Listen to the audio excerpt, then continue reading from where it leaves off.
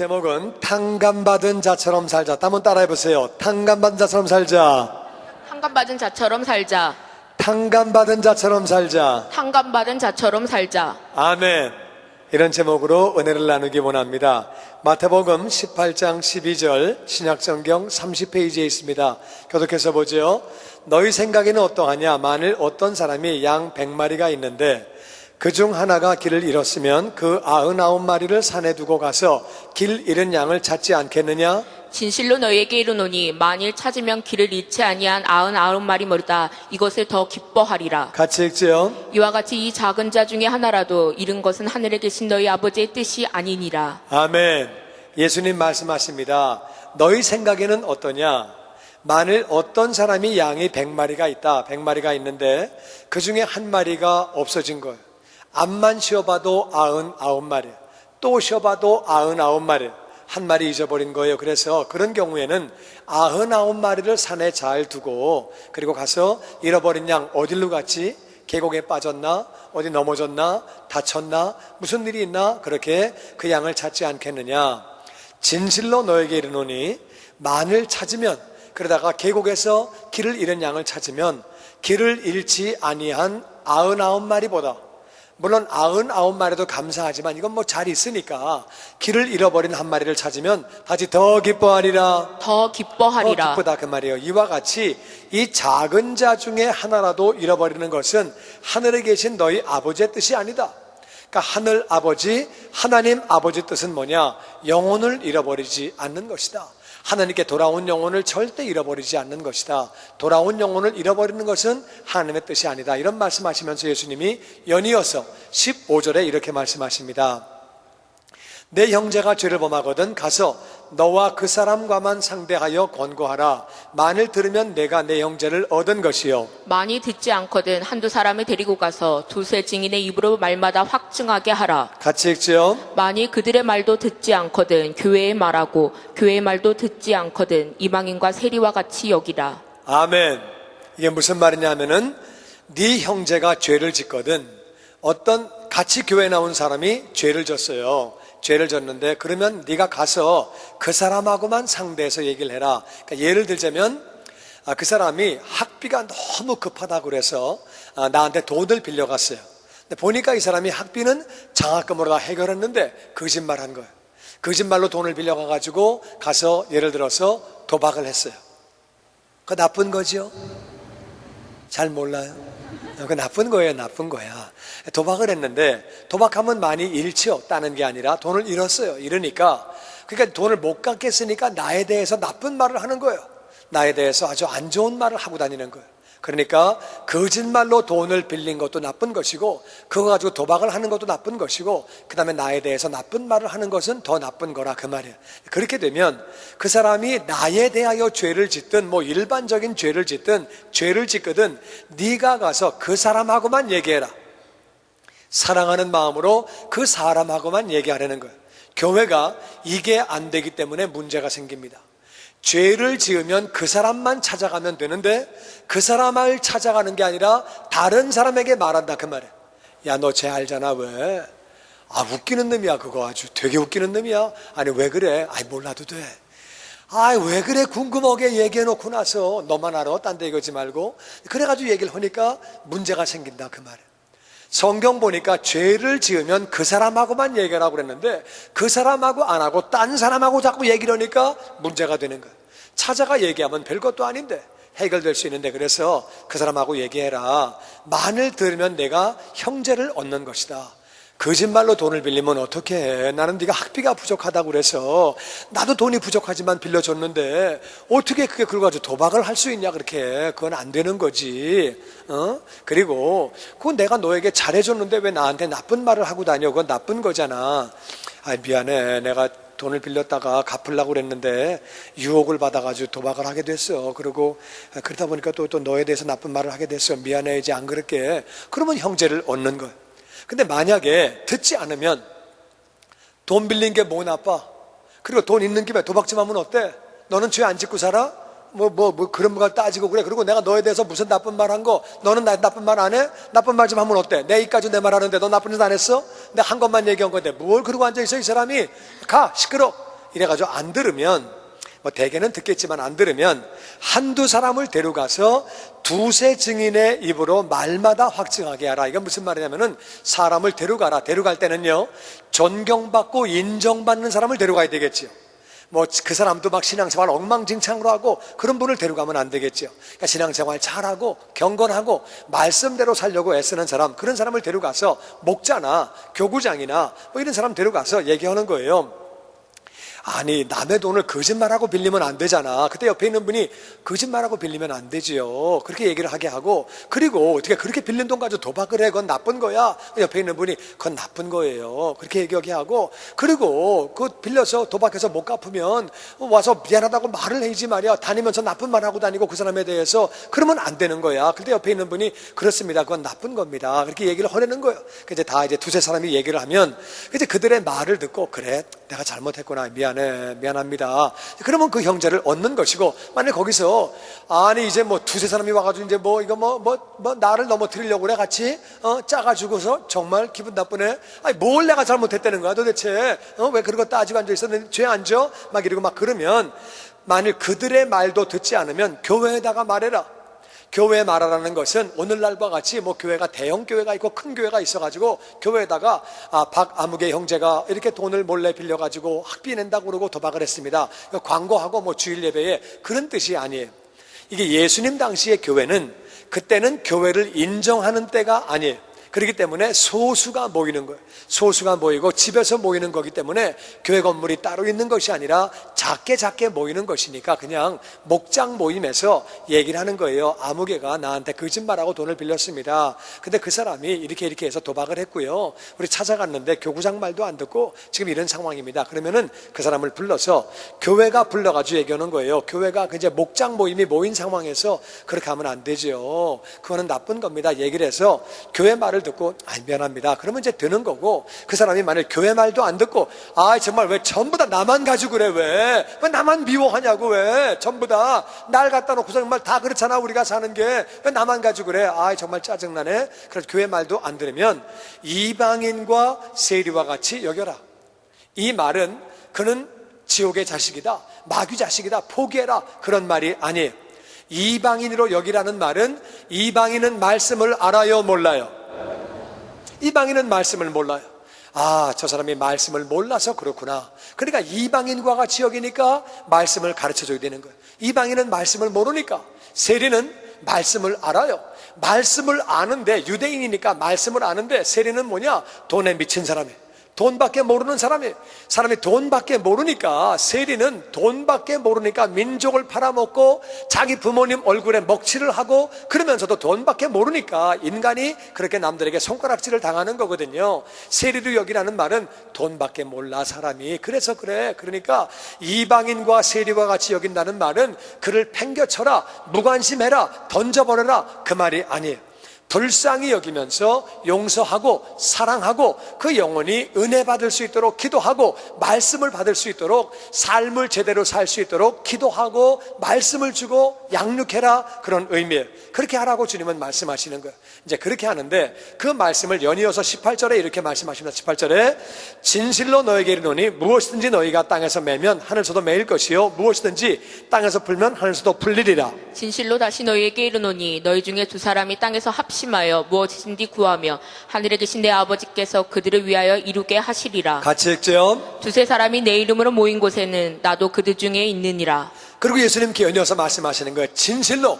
예수님이 진실로 말씀하실 때는 중요하다, 그 말이에요. 진실로 말하는데, 너희들에게 말하는데, 무엇이든지 너희가 땅에서 매면 하늘에서 매인다, 땅에서 풀어버리면 하늘에서 풀린다.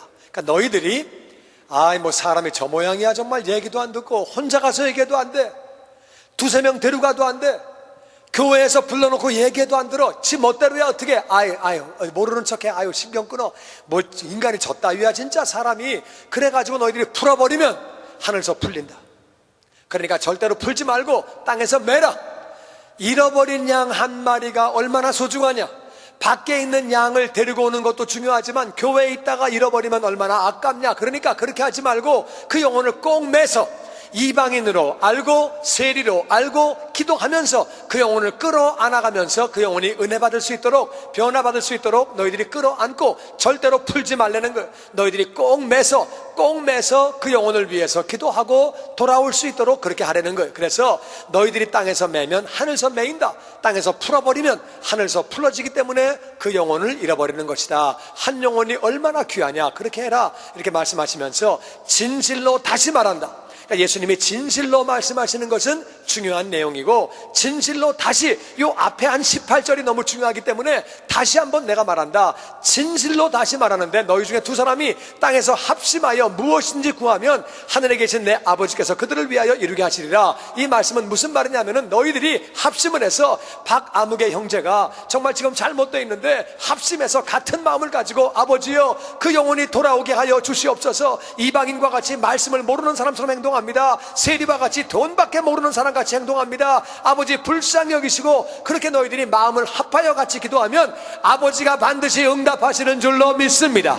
그래서 너희가 그런 마음으로 같이 합심해서 밖에 나가 있는 형제, 정말 잘못하고 죄를 짓고 있는 형제, 몇 번씩 얘기를 해도 깨닫지 못하는 형제, 그런 형제를 위해서 합심해서 같은 마음으로 같이 기도할 때, 그렇게 할 때 하나님은 반드시 응답하신다는 거예요. 그러면서 두세 사람이 내 이름으로 모인 곳에, 예수님 이름은 어떤 이름이에요? 죄인을 용서하는 이름, 죄인들을 살리는 이름, 영혼들을 살리는 이름, 그 이름으로 모여서 영혼을 위해서 같이 기도할 때 나도 그들 중에 같이 있어서 다 응답하신다고 주님 말씀하시는 거예요. 이렇게 말씀하시는데, 그때에 이런 일이 생깁니다. 21절에 그때 베드로가 나와 이르되 주여, 형제가 내게 죄를 범하면 몇 번이나 용서하여 주리이까? 7번까지 하오리이까? 예수께서 이르시되 내게 이르노니 7번뿐 아니라 7번의 70번까지라도 할지니라.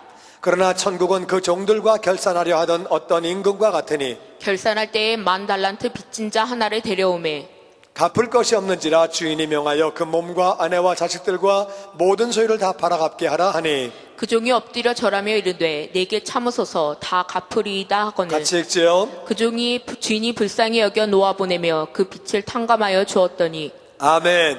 그때에, 바로 그때에 시간 맞춰서, 그러니까 예수님께서 한 마리 양을 잃어버리는 것은 절대 하나님 아버지 뜻이 아니다.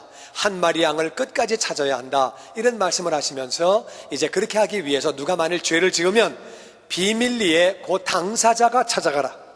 그 죄를 짓는 걸 발견한 사람이 찾아가서 얘기를 해라. 말을 안 들으면 한두 명을 데리고 가고, 그래도 말을 안 들으면 교회에다가 말을 하고, 그래도 안 들으면 너희들이 이방인과 세리와 같이 여기되 절대로 풀지 말고 꼭 매놓고 같이 합심해서 그 영혼 위해서 기도해라. 그 영혼 위해서 간절히 기도하면 하나님이 응답하실 것이고 나도 거기에 같이 있을 것이다. 예수님이 이렇게 말씀하시는 거예요. 그때에 베드로가 눈치 빠른 사람이에요. 베드로가 딱 보니까, 아, 용서하라는 얘기구나, 용서하라는 마음으로 찾아가라 이거구나, 용서하는 마음으로 그를 붙잡아라 그 뜻이구나. 그러니까 물어봅니다. 주님, 형제가 나에게 죄를 지으면은요 몇 번 용서할까요? 7번 용서할까요?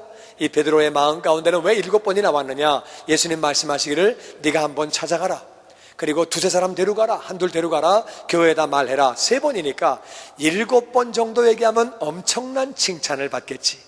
베드로야, 네 믿음이 크도다, 네 사랑이 많도다, 엄청 칭찬받을 줄 알고 베드로가 이제 7번까지 용서할까요? 이렇게 나온 거예요. 그러면 이제 주님께서 그래, 넌 참 정말 사랑이 많구나, 칭찬받을 줄 알고 탁 얘기를 한 거예요. 그랬더니 예수님께서 말씀하시기를 7번뿐 아니라 7번을 70번까지 해라. 아멘. 끝없이 용서해라, 끝없이 용서해라. 그러면서 천국은 그 종들과 결산하려 하던 어떤 임금과 같다. 천국이 뭐와 똑같다고요? 천국은 그 종들과 결산하려 하던 임금과 같다. 천국이 임금이라는 거예요. 이 임금이 바로 천국이라는 거예요. 임금과 천국이 같다고 얘기하는데, 이 임금은 어떤 임금이냐? 임금은 종들과 결산을 하는데 10,000달란트 빚진 자가 있었어요. 1달란트가 뭐냐? 1달란트는 6,000데나리온. 6,000데나리온인데, 1데나리온은 노동자의 하루 품삯이에요. 그러니까 6,000데나리온은 20년 월급이에요. 1달란트는 몇 년 월급이라고요? 20년 월급. 6천 데나리온이니까 6천, 20년 월급. 그런데 1만 달란트는 20년 곱하기 만이니까 몇 년 월급이에요? 어려워요? 20년 곱하기 만, 20만 년. 20만 년인데 쉽게 말하면 굉장히 많은 돈이에요. 그냥 어렵게 생각하지 말고 굉장히 많은 돈, 못 갚는 돈. 1만 달란트 빚진 자가 있었어요. 얼만큼 많은 돈이라고요? 20만 년 월급.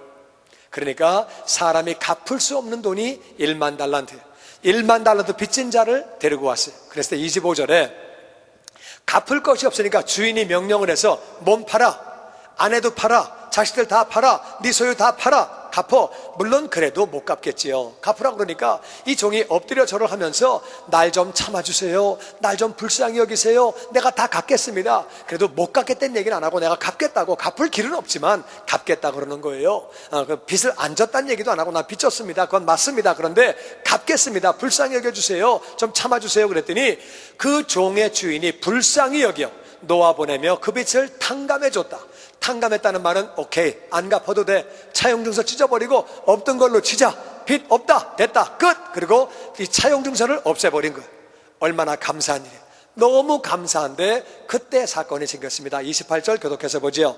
그 종이 나가서 자기에게 100데나리온 빚진 동료 한 사람을 만나 붙들어 목을 잡고 이르되 빚을 갚으라 하매 그 동료가 엎드려 간구하여 이르되 나에게 참아주소서 갚으리이다 하되 허락지 아니하고 이에 가서 그가 빚을 갚도록 옥에 가두거늘 그 동료들이 그것을 보고 몹시 딱하게 여겨 주인에게 가서 그 일을 다 알리니 이에 주인이 그를 불러다가 말하되 악한 종아, 내가 빌기에 내가 내 빚을 전부 탕감하여 주었거늘 내가 너를 불쌍히 여김과 같이 너도 내 동료를 불쌍히 여김이 마땅하지 아니하냐 하고 주인이 노하여 그 빚을 다 갚도록 저를 옥졸들에게 넘기니라. 너희가 각각 마음으로부터 형제를 용서하지 아니하면 나의 하늘 아버지께서도 너희에게 이와 같이 하시리라. 이 사건이 뭐가 생겼냐면 이 사람이 10,000달란트를 빚을 졌는데 이 사람이 탕감을 받은 거예요.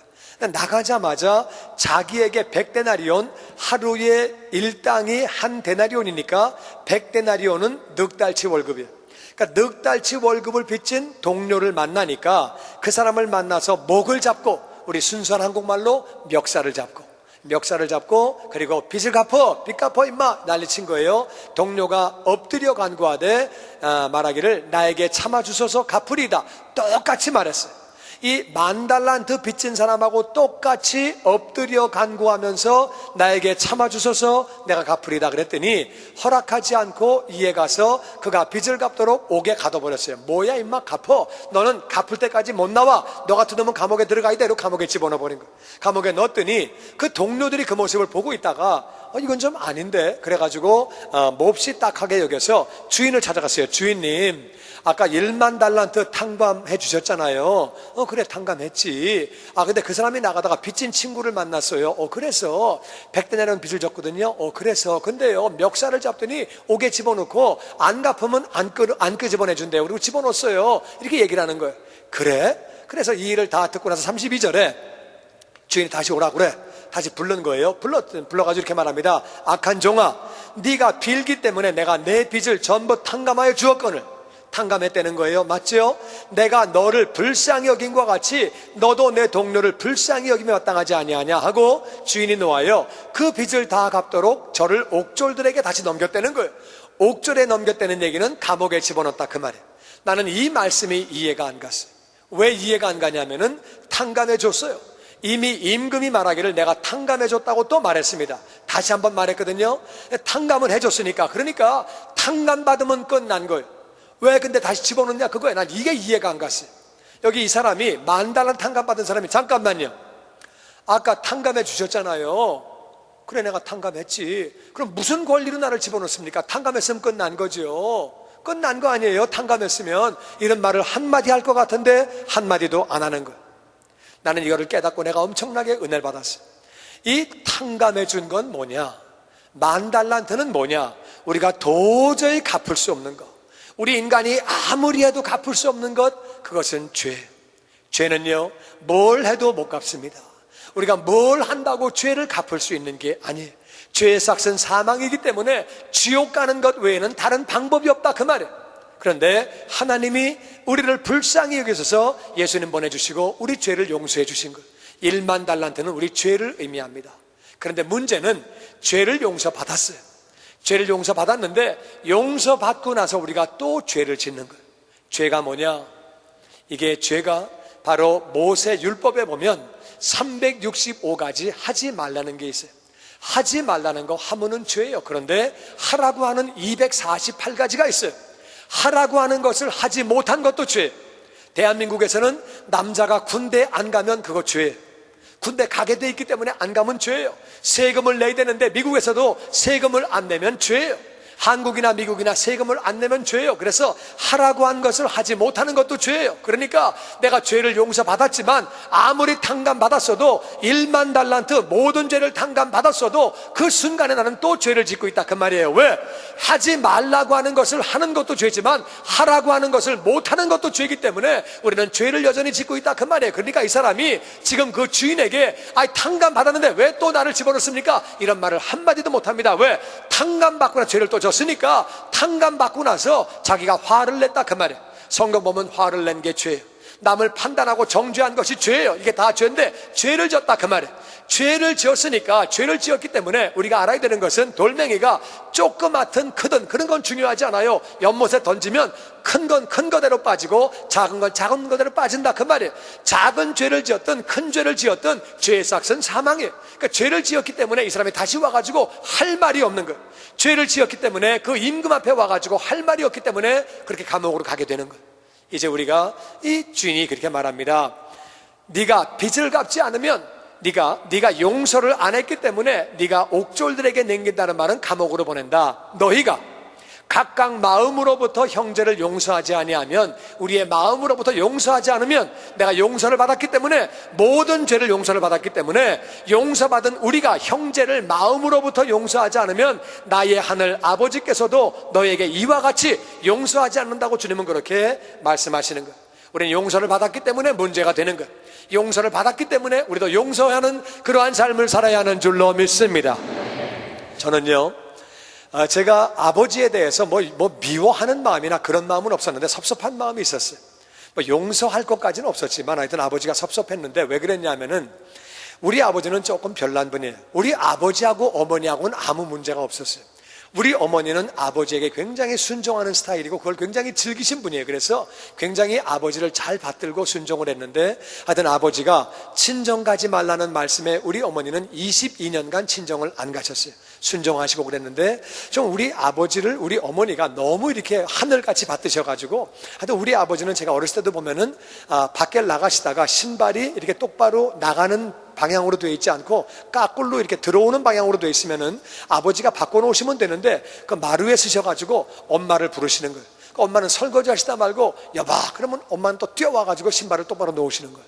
그 아버지 그렇게 신발 신고 나가시는 거예요. 그러니까 어렸을 때도 나는 아버지 좀 너무하신다 이제 그런 생각을 했는데, 하여튼 우리 어머니는 굉장히 아버지를 순종을 하고 받드시고, 두 분은 잘 맞았어요. 두 분은 잘 맞았는데 옆에서 볼 때 조금 어머니를 너무 좀 이렇게 어머니가 고생하신다, 힘드신다 이제 이런 생각을 했는데, 하여튼 우리 아버지가 환갑 때 우리 아버지는 잘 하셨어요. 잘 하시고, 그리고 나서 이제 어머니 환갑이 왔을 때는 아버지가 또 그러시는 거예요. 요즘에 누가 환갑하냐? 요즘엔 안 한다. 그럼 우리 어머니도 환갑 안 하셨어요.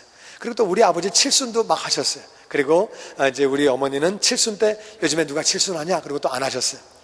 그래가지고 제가 이제 그때 아프리카에 있을 때인데, 전 선교비는 넉넉하게 많이 왔는데, 하나님의 은혜로 많이 왔는데, 제 개인 돈은 정말 거의 없었어요. 그래가지고, 개인 돈을 제가 아껴가지고, 몇백 불 모아가지고, 제가 어머님 여행하시라고, 어머님, 아버님 칠순에 여행하시라고, 어머님 칠순에 돈을 보내드렸어요. 돈을 보내드렸더니, 여행을 하기로 결정을 했는데, 그날 어머니가 아프셨나, 아버지가 아프셨나, 그래가지고, 두 분이 여행을 못 가셨어요.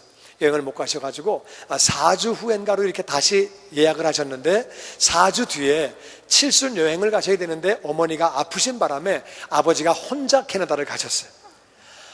내가 그 소식 듣고 너무 마음이 섭섭한 거예요. 아니, 어머니 여행하시라고 돈을 보내드렸는데 아버지가 혼자 가신 거예요. 그래서 전화를 드려서 아버지 어떻게 그렇게 하십니까? 그러니까 어떡하냐, 엄마 아프다는데 나라도 가야지 그러시는 거예요. 그래가지고 그냥 그래가지고 이제 다시 이제 미국에 와가지고 아버지를 만났는데 내 마음에 섭섭한 거예요. 너무 어머니를 그냥 일생 동안 종같이 그냥 부리시고 막 그냥 그런 마음이, 물론 어머니하고 아버지는 잘 맞으셨는데 제가 볼 때 좀 막 마음이 섭섭하고 좀 안 좋은 거예요. 그래서 제가 이제 좀 섭섭하게 생각을 하니까 제가 영적으로 안 좋더라고요. 섭섭하니까 영적으로 내 마음이 안 좋아서 내가 마음을 바꿨어요. 아버지의 좋은 쪽을 보자. 아버지의 좋은 쪽을 보자. 마음을 바꿔가지고 좋은 쪽을 보고 섭섭한 마음을 제거해버렸어요. 제거하고 아버지를 정말 사랑하고 아버지를 다 이해하려고 애를 쓰고, 그러다 보니까 아버지와의 관계가 엄청나게 좋아지고, 그래서 많은 제가 내 느낌에 은혜를 받고 축복받는 모습이 내가 확 느껴지는데, 또 이제 어떤 이런 성도가 한 분이 있었어요. 이분은 이 시집살이를 엄청나게 많이 했어요. 엄청나게 많이 해가지고 시집살이 할 때 미운 것은 시어머니가 밉지요. 시누이도 밉고 다 미운데, 이분의 마음 가운데 어떤 마음이 있었냐면은 시어머니도 밉고 시집 식구가 밉지만 남편이 더 미운 거예요. 남편이 왜 행동을 저렇게 할까? 왜 저렇게 일을 갖다가 정말 제대로 처리하지 못할까? 그런 마음이 있어가지고 남편에 대한 정말 미운 마음이 있었어요. 남편이 진짜 이해가 안 되고 용서가 안 되는 거예요. 그래가지고 늘 마음속으로 생각하기를, 내가 나중에 정말 나이 먹으면 남편에게 내가 복수한다, 원수 갚는다, 이런 생각을 했었어요. 제가 그분에게 복음을 전했거든요. 예수 믿으라고 복음을 전했더니 이분이 이제 그러는 거예요. 이제 복음을 잘 영접했어요. 복음을 받아들이고 예수를 영접했는데, 그 다음에 이제 제가 복음을 이렇게 전한 다음에 남편을 용서하라고 말을 했더니 이분이 그러는 거예요. 나는요, 용서하라고 말하면은 예수 안 믿습니다. 딱 그러는 거예요. 목사는 제일 겁나는 말이 예수 안 믿습니다. 이 말이 제일 겁나는 말이에요. 그래서 그냥 뭐 없는 걸로 하고 그냥 알아서 하십시오. 그냥 계속 하십시오. 그렇게 얘기했어요. 제가 이제 세월이 또 지나가지고 얼마 뒤에 또 만나가지고, 그래도 남편을 용서해야 됩니다. 그러니까 한 번 더 그런 말씀하시면 저는 교회 안 나갑니다. 목사가 두 번째로 무서워하는 말이 교회 안 나갑니다. 이거 뭐 제일 겁나는 말이에요. 그럼 뭐 알아서 하십시오. 그냥. 그래가지고 이제 그렇게 하고 있는데, 그 남편이 병이 들어서 죽을 날짜가 얼마 안 남았어요. 일이 터진 거예요. 제가 이제 그때 찾아가서 그랬어요. 남편을 용서하십시오. 이제 얼마밖에 못 사는데 용서하십시오. 그랬더니 이분이 안 되는 거지만, 이분이 남편이 죽어가니까 마음을 바꾸고 용서하기로 마음을 먹었어요. 그리고 용서한다고 말을 했어요. 용서한다고 말을 하는 순간에 그분이 한 얘기예요. 용서한다고 말을 하는 그 순간에 이분이 어떤 일이 있었느냐, 그분의 고백이에요. 자기 마음 가운데 무언가 시커먼 게 있다가 팍 빠져나가는 것 같더래요. 그리고 자기는 늘 머리가 아팠었는데 아픈 머리가 깨끗하게 낫다고 고백을 하더라고요. 그 머리가 나았다고 고백을 하는 거예요. 그래서 이분이 자기가 용서하는 순간에 그런 일이 있었다고, 그리고 저한테 하는 말이 그거예요. 나를 위해서 용서하라고 하는 말인데 나는 그걸 몰랐어요. 나는 그걸 모르고, 나는 꼭 왜 목사님이 섭섭하게 남편 편만 드나, 남자끼리 왜 남자 편만 드나, 정말 내 편을 안 들어주시고, 그게 나를 위한 건지 이제야 알았어요. 이런 줄 알았으면 내가 진작 용서할 걸 내가 몰랐다고 그런 고백을 그렇게 하더라고요. 그리고 우리 성도 가운데 또 그런 분이 한 분 계셨어요. 이분은 열심히 돈을 벌어가지고, 그래서 이 돈을 갖다가 자기 형제에게 돈을 맡겼어요. 돈을 맡긴 다음에 그 돈을 가지고 이렇게 돈을 좀 잘 지켜달라고 돈을 맡겼는데, 이 형제가 그걸 가지고 집을 산 거예요. 집을 사가지고 이제 세월이 지난 다음에 나중에 뭐라고 그랬냐면은, 이거는 내 집이다, 내 돈이다, 이렇게 된 거예요. 그러니까 그게 어떻게 네 집이냐, 내가 돈을 너한테 맡긴 건데, 그러니까 나한테 돈 준 근거 대봐, 차용증서를 대봐, 내 돈인데 무슨 소리야, 언제 돈 줬어, 정신이 왔다 갔다 해, 이제 늙어가지고, 이렇게 된 거예요. 그러니까 너무너무 원통한 거예요. 세상에 이럴 수가 있냐, 막 너무너무 원통한 거예요. 그래가지고 이제 이거를 고소해가지고 수를 하려고 변호사를 만나고 별짓 다 했는데, 변호사가 근거가 있습니까? 돈을 보낸 근거가 있습니까? 아니요, 현찰 갖다 줬습니다. 아니, 그러면 통장으로 왔다 갔다 한 게 아니에요? 아니요, 현찰 갖다 줬어요. 차용증서 썼나요? 안 썼습니다. 그러면 방법이 없습니다. 현찰 갖다 주고 아무것도 없으면 무슨 근거가 있습니까? 그러니까 자기 자신이 너무 미운 거예요. 바보 같은 거예요. 그래도 길이 있지 않겠어요? 나는 끝까지 싸울래요? 막 그러는 거예요. 그래가지고 또 왔을 때 제가, 싸우지 마십시오, 그냥 용서하십시오, 용서하십시오 그랬더니, 나는 그렇게 못해요. 나는 나도 믿고요, 동생도 믿고요, 나는 정말 죽이고 싶고요, 나는 정말 뭐 별맘이 다 듭니다. 일생 동안 번 돈을 내가 이렇게 날릴 수가 있습니까? 나는 지금 돈 없어 고생하는데 이럴 수가 있습니까? 막 너무 화가 나는 거. 막 화가 나는데, 제가 또 한 번 할 때 그렇게 얘기를 했어요.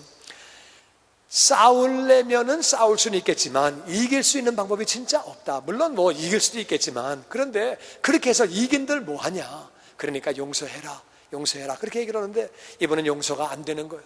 그런데 이분이 한 얼마 뒤에 또 찾아왔어요.